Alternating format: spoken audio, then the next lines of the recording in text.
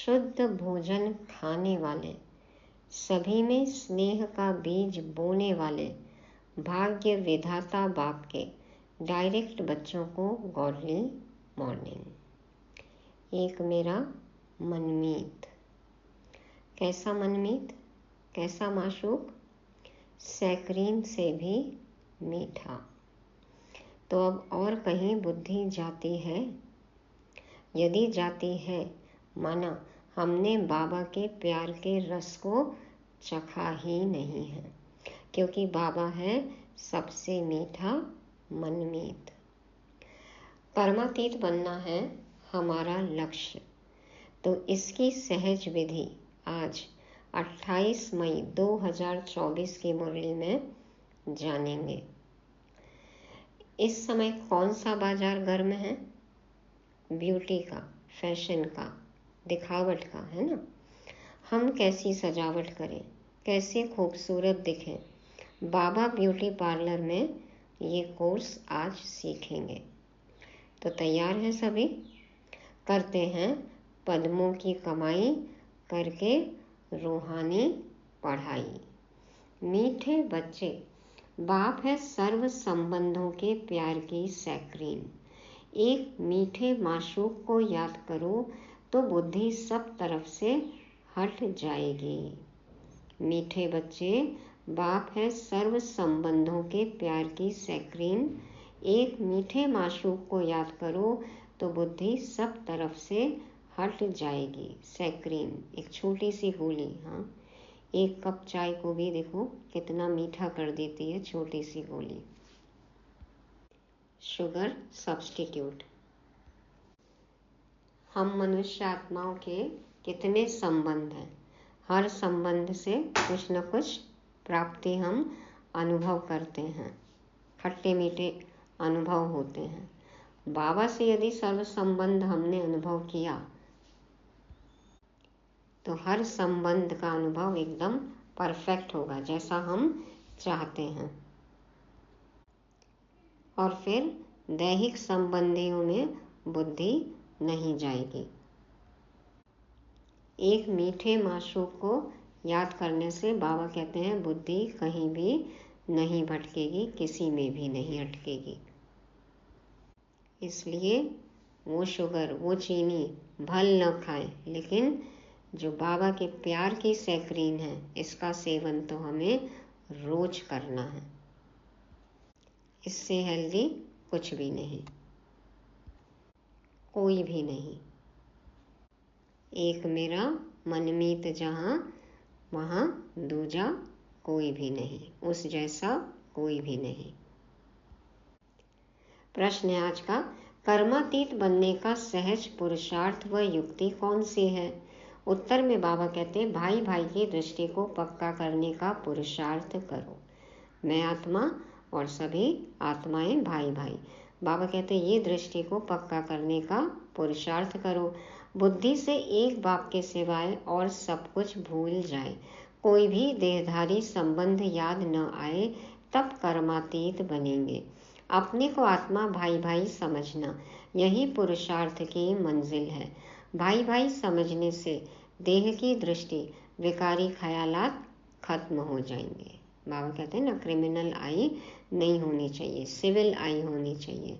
तो भाई भाई समझने से देह की दृष्टि, विकारी ख्यालात जो आते हैं, बाबा कहते हैं खत्म हो जाएंगे। किसी का भी ख्याल आए, किसी के बारे में हम कुछ भी सोचें, तो ये तो मेरा आत्मा भाई है। हम सब एक ही बाप की संतान। बाबा कहते हैं भाई भाई की दृष्टि पक्की करो।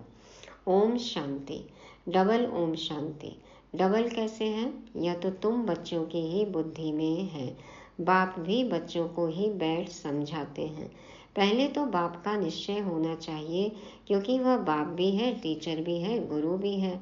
यूँ तो लौकिक रीति से अलग अलग होते हैं। टीचर जवानी में किया जाता है, गुरु 60 वर्ष की आयु के बाद करते हैं। यह तो जब आते हैं तीनों ही इकट्ठी सर्विस करते हैं। ट्रिपल रोल, बाबा का ट्रिपल रोल, बाप टीचर सदगुरु। कहते हैं छोटे बड़े सब पढ़ सकते हैं। बच्चों की ब्रेन अच्छी फ्रेश होती है, कैचिंग पावर अच्छी होती है ना, जल्दी सीख जाते हैं। तो बाबा कहते हैं यह तो बच्चे समझ गए, छोटे बड़े सब जीव की आत्मा जरूर है। आत्मा जीव में प्रवेश करती है। आत्मा और जीव में फर्क तो है ना। यहाँ तुम बच्चों को आत्मा और परमात्मा का ज्ञान दिया जाता है। आत्मा तो अविनाशी है, बाकी शरीर यहाँ भ्रष्टाचार से पैदा होता है। शरीर, जीव, बाबा कहते हैं ये तो भ्रष्टाचार से पैदा होता है। वहाँ तो भ्रष्टाचार का नाम ही नहीं होता। गाया जाता है संपूर्ण निर्विकारी दुनिया श्रेष्ठाचारी और भ्रष्टाचारी अक्षर है ना। श्रेष्ठ आचरण वाले श्रेष्ठाचारी, भ्रष्ट आचरण वाले, पतित आचरण वाले भ्रष्टाचारी। तो यह सब बातें बाप ही समझाते हैं। बच्चों को सिर्फ यह पक्का निश्चय हो जाए कि हम आत्माओं का बाप हमको पढ़ाते हैं।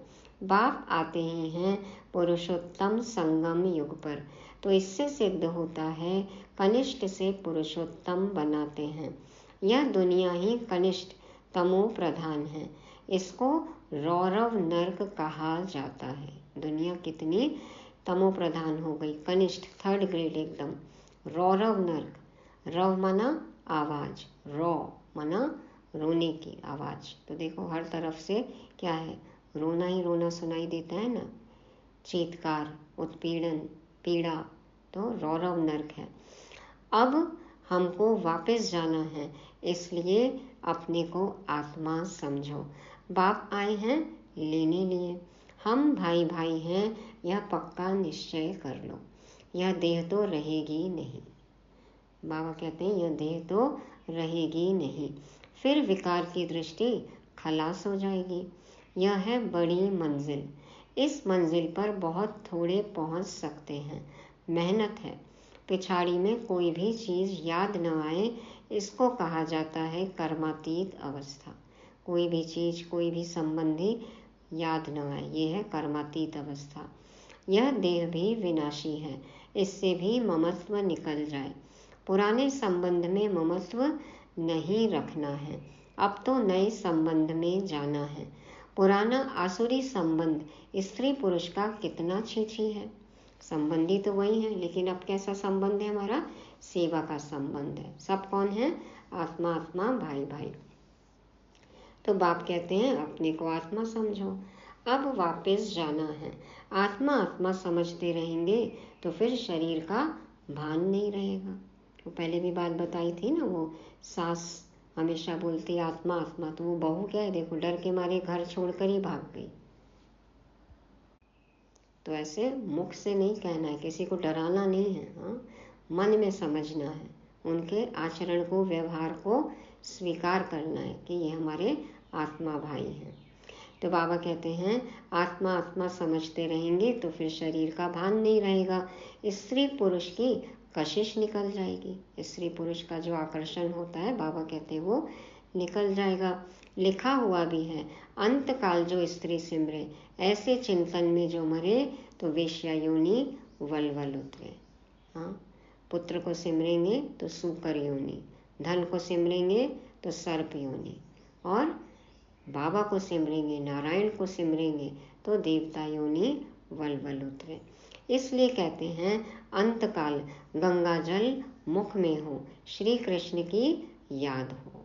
गंगा जल मुख में हो, तो यहाँ तो ज्ञानामृत की बात है, बाबा की याद हो, और स्वदर्शन चक्रधारी हो, त्रिकालदर्शी हो, ऐसी अवस्था में आत्मा शरीर छोड़े।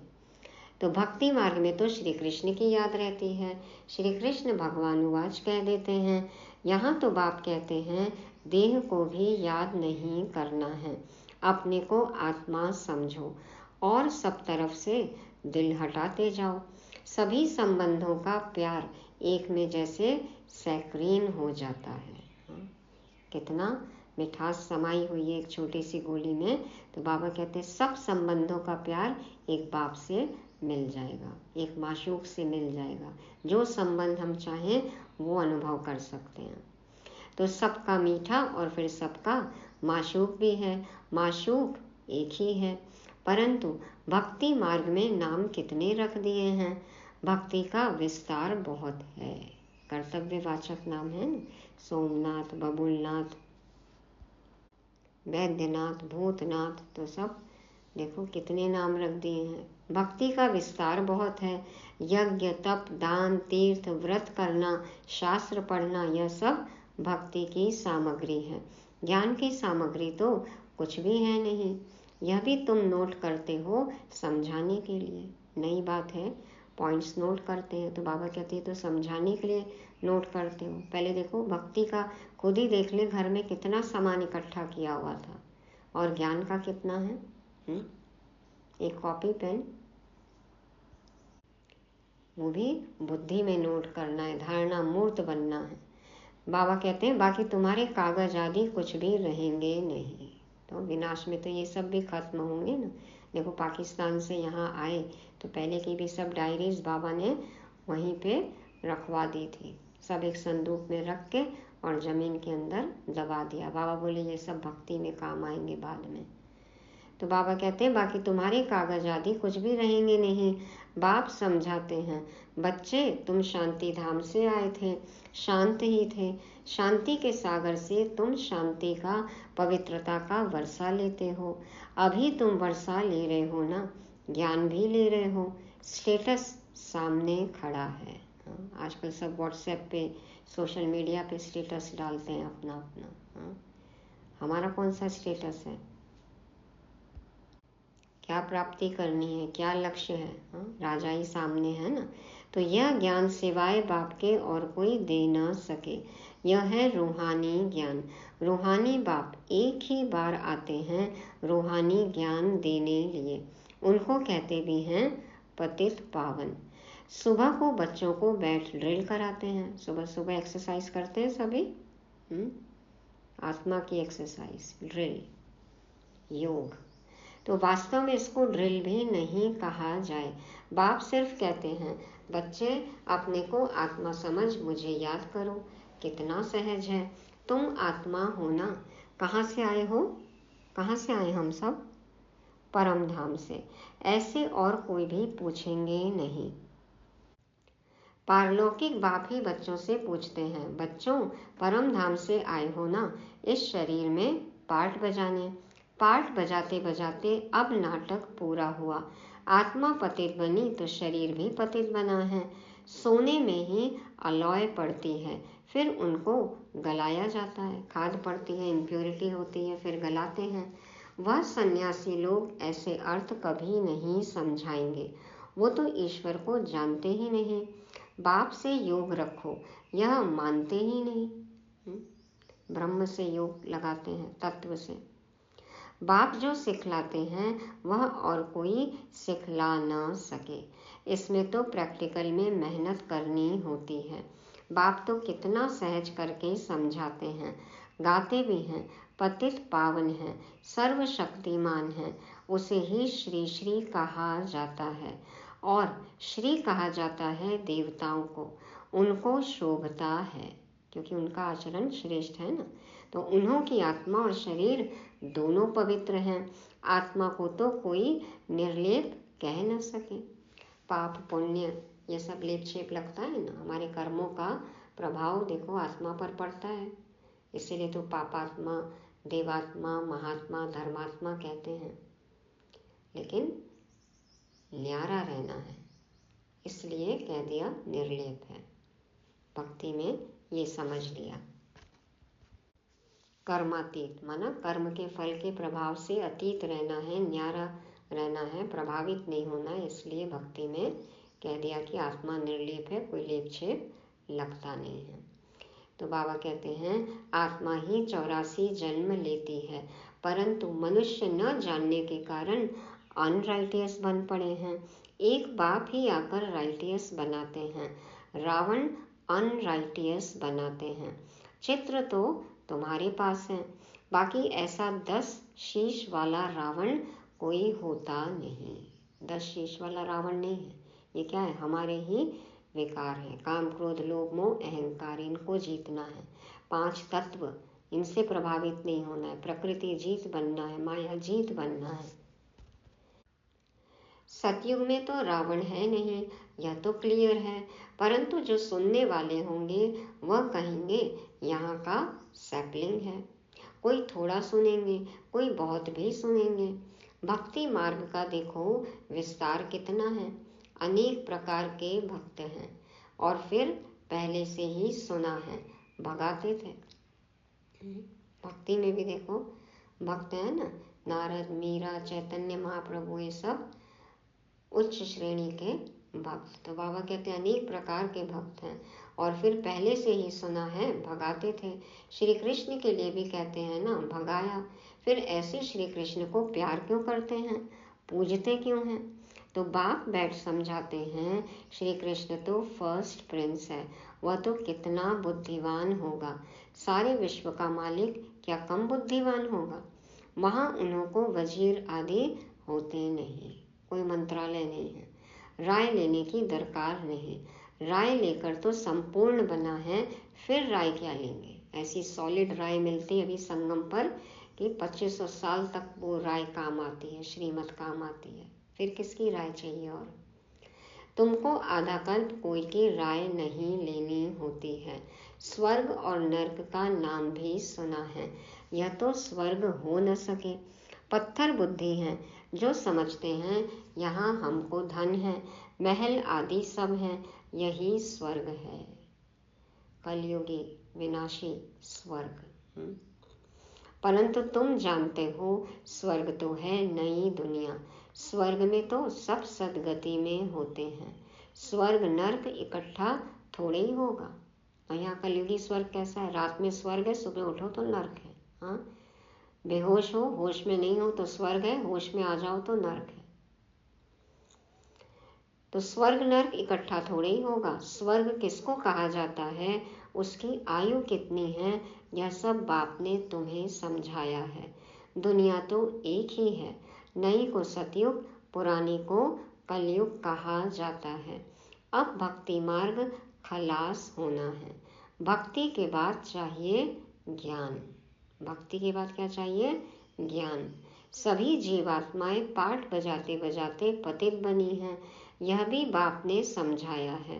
तुम सुख जास्ती पाते हो। 3/4 है सुख, बाकी 1/4 है दुख। इसमें भी जब तमो प्रधान हो जाते हैं तब दुख जास्ती होता है। कलयुग में जब बाबा कहते तमो प्रधान हो जाते हैं तब दुख जास्ती होता है, तब हम नरक का अनुभव करते हैं।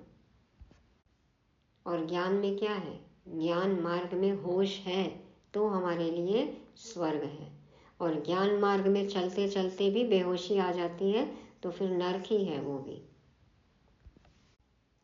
तो ये स्वर्ग नरक सुख दुख के ये खेल को अच्छी रीति समझना है, मनन चिंतन करना है। तो बाबा कहते हैं इसमें भी जब तमो प्रधान हो जाते हैं तब दुख जास्ती होता है। आधा आधा हो तो मजा ही कैसे हो? मजा तब है जबकि स्वर्ग में दुख का नाम निशान नहीं रहता, तब तो स्वर्ग को सब याद करते हैं। नई दुनिया और पुरानी दुनिया का यह बेहद का खेल है जिसको कोई जान नहीं सकता। बाप भारतवासियों को ही समझाते हैं, बाकी जो सब है वह आधा कल्प में ही आते हैं। आधा कल्प में हो सिर्फ तुम सूर्यवंशी चंद्रवंशी। तुम पवित्र रहते हो इसलिए तुम्हारी आयु बड़ी रहती है और दुनिया भी नई है। पवित्र रहते हैं तो दीर्घायु। कल भी था ना, काल नहीं खा सकता, तो शरीर तो छोड़ेंगे लेकिन इच्छा मृत्यु, पूरी आयु, दीर्घायु। बाबा कहते दुनिया भी नहीं है, वहाँ एवरीथिंग न्यू है। अनाज पानी धरनी आदि सब नया, सब ब्रांड न्यू, नई दुनिया मिलेगी। आगे चलकर तुम बच्चों को सब साक्षात्कार कराते रहेंगे कि ऐसे ऐसे होगा। शुरू में भी हुए, फिर पिछाड़ी में भी होने चाहिए। तो इतना योग बल जमा किया है कि साक्षात्कार हो सके। योग बल क्या है? एंटीना है, नेटवर्क है, वो स्ट्रांग होगा तब साक्षात्कार हम कैच कर सकेंगे, साक्षात्कार कर सकेंगे, देख सकेंगे। तो पिछाड़ी में साक्षात्कार करने के लिए अभी बाबा से कनेक्शन ठीक होना चाहिए। तो बाबा कहते हैं नज़दीक आएंगे तो खुशी होती रहेगी। जैसे जैसे समय नज़दीक आएगा, हम सत्युग के नज़दीक पहुँचेंगे तो खुशी होगी।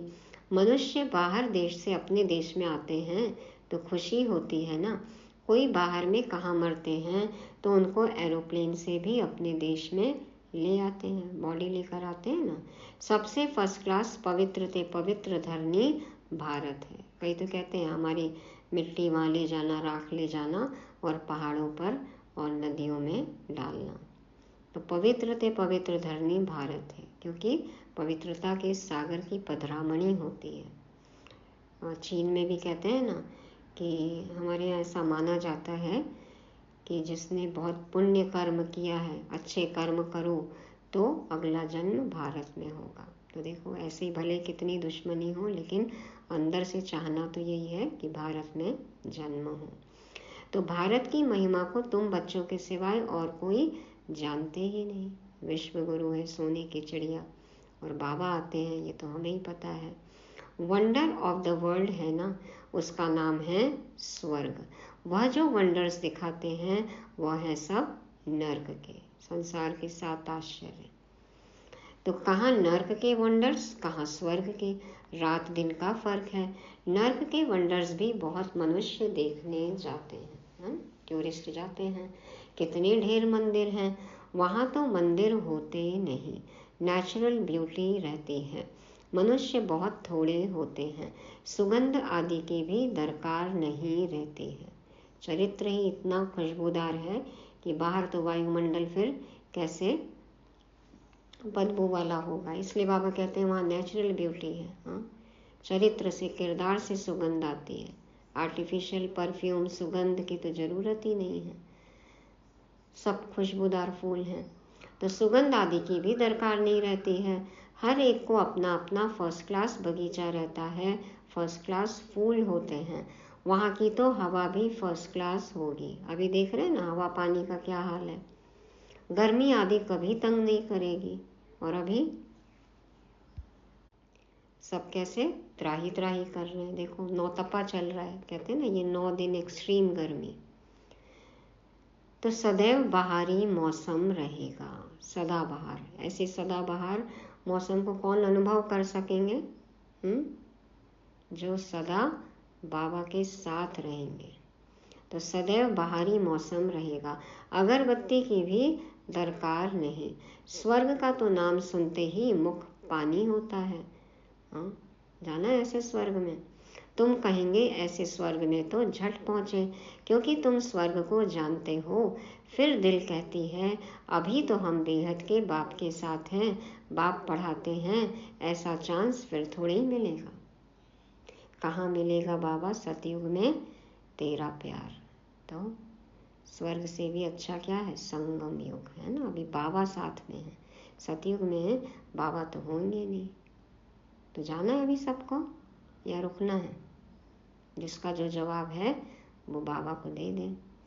तो बाबा कहते हैं यहाँ मनुष्य मनुष्य को पढ़ाते, वहाँ देवताएं देवताओं को पढ़ाएंगे।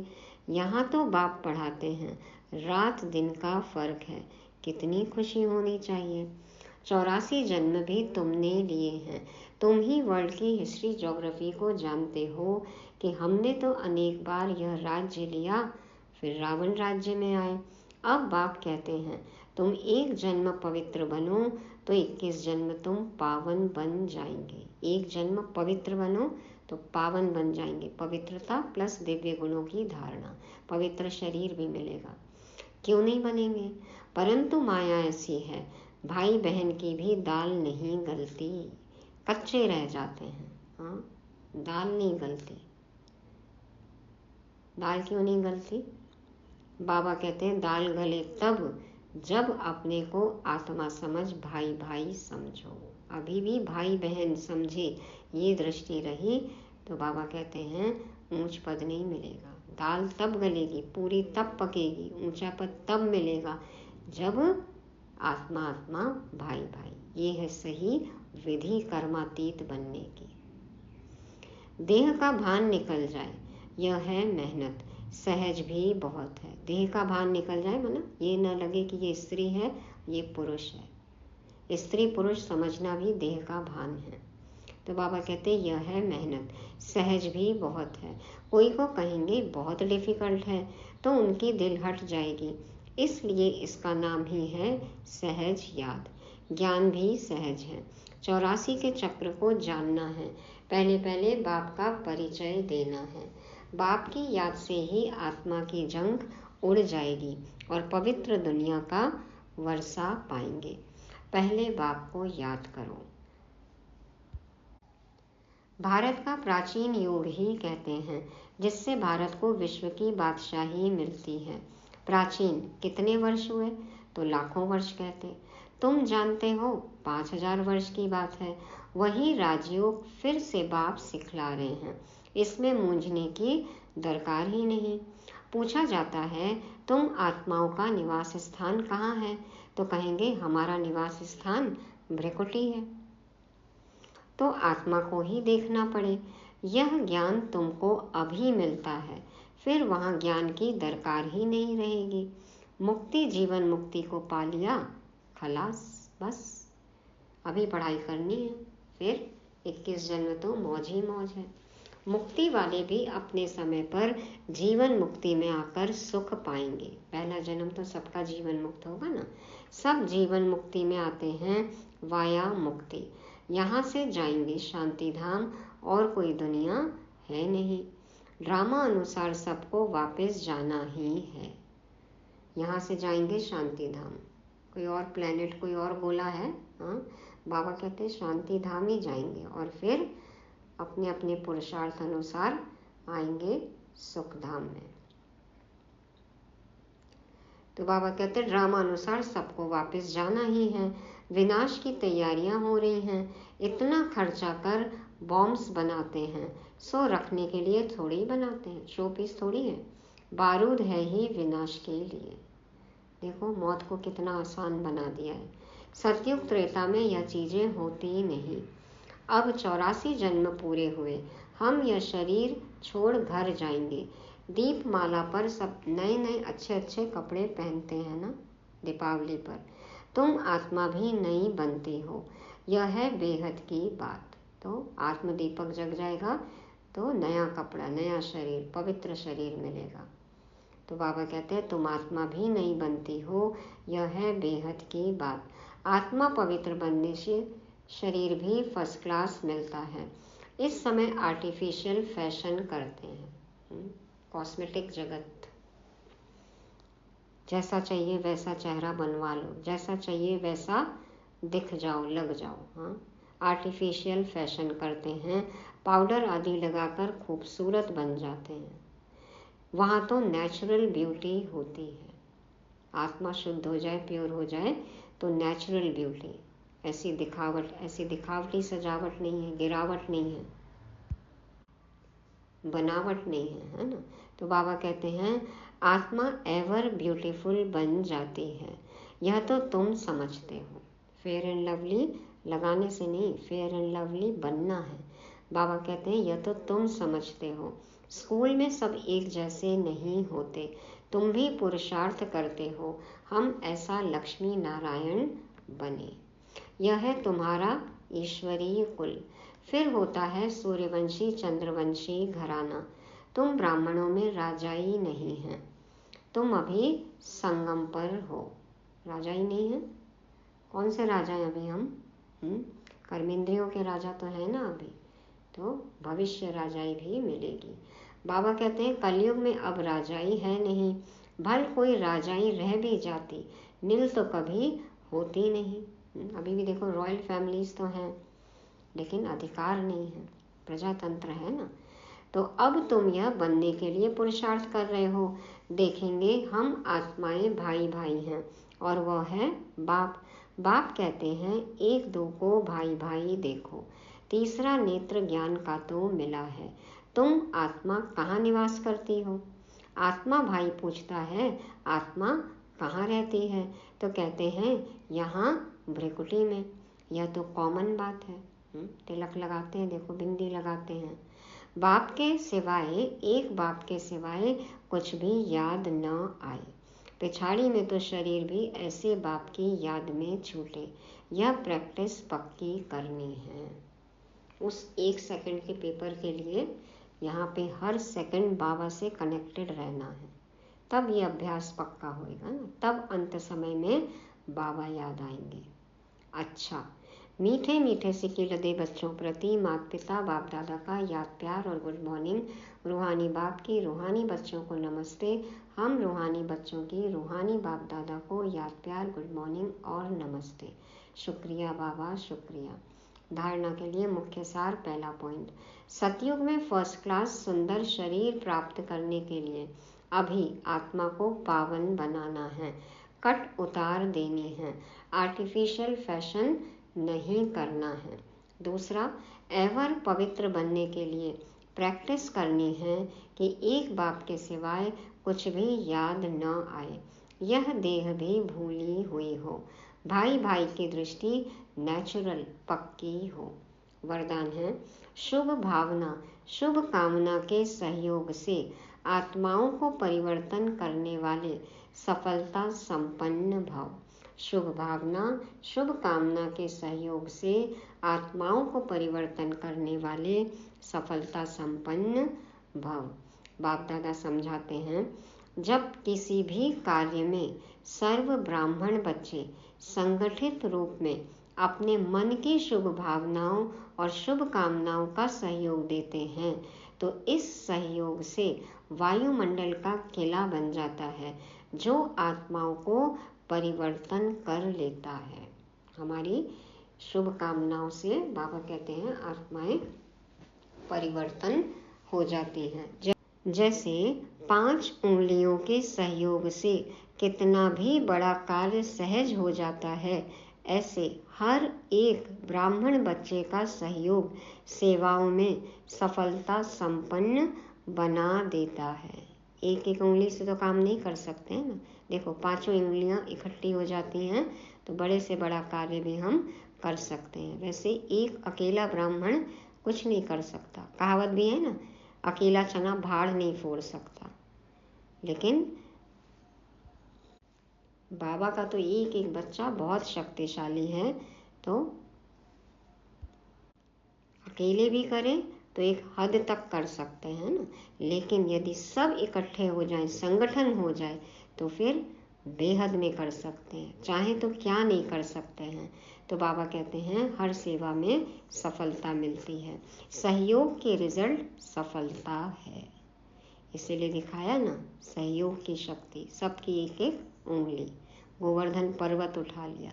तो अपवित्रता ऐसे पूरी दुनिया से खत्म करनी है तो हम सब बच्चों को, भगवान के डायरेक्ट बच्चों को एक होना पड़ेगा। और पड़ेगा क्या, होना ही है। हम सोचें कि हम नहीं जुड़ेंगे तो ये कार्य नहीं होगा। नहीं, कार्य तो होगा ही। आपकी उंगली नहीं लगी, पता नहीं और कौन उंगली लगा दे। ये तो उंगली लगाना अपना भाग्य है। तो उंगली करना नहीं है, जिसको कि आजकल की दुनिया में कहते हैं ना, विघ्न रूप नहीं बनना है। उंगली लगाना है, मना सहयोग देना है। स्लोगन है, कदम कदम में पद्मों की कमाई जमा करने वाला ही सबसे बड़ा धनवान है। कदम कदम में पद्मों की कमाई जमा करने वाला ही सबसे बड़ा धनवान है। कैसे होगी हर कदम में कमाई? हर सेकंड बाबा की याद में रहेंगे तो पद्मों की कमाई। तो सोचो कितने धनवान हम बन जाएंगे, सबसे बड़ा धनवान, रिचेस्ट। तो ये थी मुरली। क्या बनेंगे, क्या बनना है हमें? एवर पवित्र।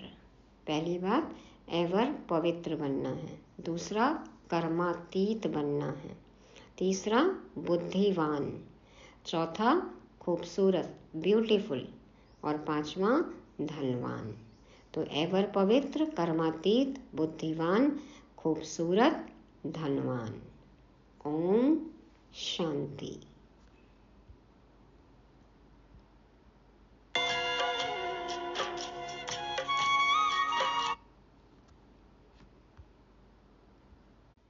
कैसे बनेंगे ये सब? एक मीठे मीठे माशूक को, मनमीत को याद करके।